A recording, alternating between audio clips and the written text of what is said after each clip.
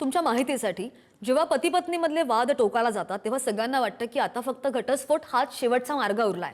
पण भारतीय कायद्यामध्ये असा एक पर्याय आहे जिथे तुमचं लग्न मोडत नाही पण तुम्हाला कायदेशीररित्या वेगळं राहण्याची परवानगी मिळते। यालाच म्हणतात ज्युडिशियल सेपरेशन। ज्युडिशियल सेपरेशन मध्ये कोर्टाच्या आदेशानुसार पती पत्नी एकमेकांपासून वेगळे राहू शकतात।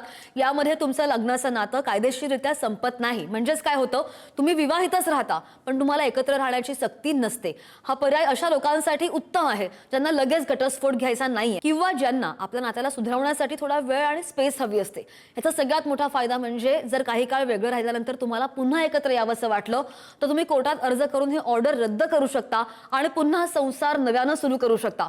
घटस्फोटामध्ये मात्र एकदा नातं तुटलं की पुन्हा एकत्र येण्यासाठी कायदेशीर प्रक्रिया कठीण असते। या काळामध्ये पत्नीला पोटगी आणि मुलांच्या ताब्यासाठी मागणी करण्याचा पूर्ण अधिकार असतो।